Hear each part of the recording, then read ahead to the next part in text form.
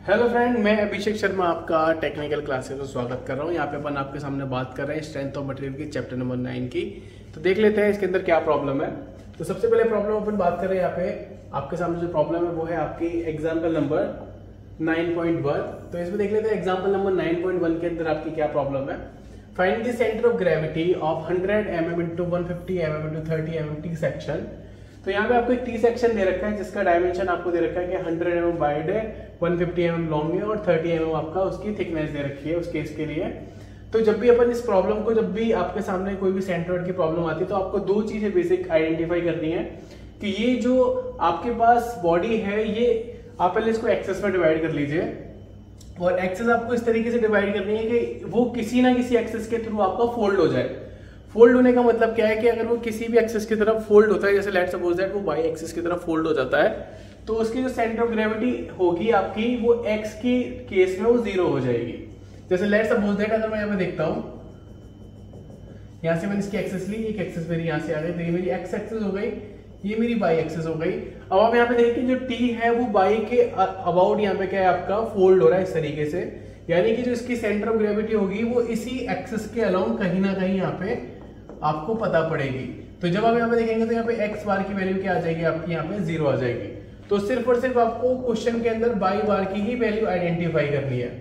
तो बाई बार की वैल्यू जब मुझे आइडेंटिफाई करनी होगी तो उसके लिए एक फॉर्मूला होता है, वो आपको पता है कि बाई बार इज इक्वल क्या होता है, a बाई 1 प्लस के a by 2 over a1 plus के a2।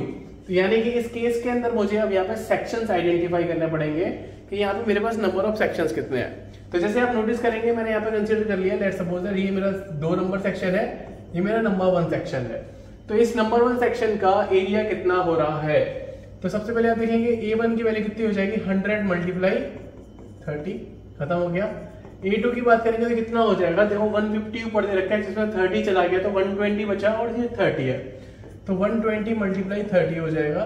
तो आप यहाँ पे भी देख सकते हैं कि a1 की वैल्यू उन्होंने यहाँ पे दे रखी है 3000 और a2 की वैल्यू यहाँ पे दे रखी है 3600। अब बात करते हैं बाई 1 की और बाई 2 की वैल्यू कितनी होगी। तो बाई 1 और बाई 2 की वैल्यू आइडेंटिफाई करने के लिए मुझे दिख रहा है ये दूसरा वाला जो सेक्शन है उसका सेंटर ऑफ ग्रेविटी यहाँ पे कहीं लाई कर रहा होगा। तो कहाँ पे लाई कर रहा होगा, वो इस बेस से आपको ऊपर की तरफ चलना है।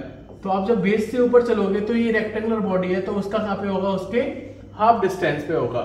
तो यहां से लेके यहाँ तक की मुझे डिस्टेंस पता पड़ी 120 है, तो 120 का हाफ आपको पता है कि लेके यहाँ से आपका आ जाएगा 60। तो अब यहाँ नोटिस करेंगे कि y2 की जो वैल्यू दे रखी है वो कितनी दे रखी है आपको, 60 mm। इसके बाद मुझे चलना है ऊपर वाले सेक्शन के लिए कि फर्स्ट वाले सेक्शन के लिए आपकी वैल्यू कितनी निकल के आ रही है, मैं नोटिस कर लेता हूं। तो सबसे पहले मुझे इस सेक्शन को यहाँ से लेकर चल के यहाँ तक मुझे पार करना पड़ेगा। तो मुझे 120 की डिस्टेंस तो ट्रेवल करनी ही करनी है। तो 120 की डिस्टेंस ट्रेवल करने के बाद इस डिस्टेंस का आधा लेना पड़ेगा, तो वो मेरा 130 का आधा हो जाएगा आपका 15 mm। तो 120 तो मैं यहाँ तक चल लिया और 15 मेरे पास आ गई, तो 135 मेरे पास आपकी y1 की वैल्यू आ गई। तो आपके पास अब इस फॉर्मूले के लिए सारी वैल्यू आइडेंटिफाई है। जैसे आप नोटिस करेंगे तो इसका 100 into 30 3000 हो गया था, 3000 मल्टीप्लाई वैल्यू मेरी निकल के आ रही थी यहाँ पे y1 की 135 प्लस के 3600 मल्टीप्लाई जो आपकी वैल्यू निकल के आ रही थी वो थी आपकी 60 डिवाइडेड बाय, अब जब वैल्यू देखेंगे यहाँ पे इसकी तो एरिया की वैल्यू को डिवाइड देना है आपका 3000 प्लस के 3600।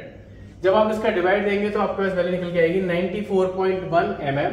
दिस अ बेसिक प्रॉब्लम जो कि सबसे सिंपल प्रॉब्लम है सेंट्रोइड की। अगर आपको क्वेश्चन समझ में आया है, आपको हमारा कंटेंट अच्छा लगता है तो प्लीज लाइक जरूर करना। Thank you so much guys, thank you so much.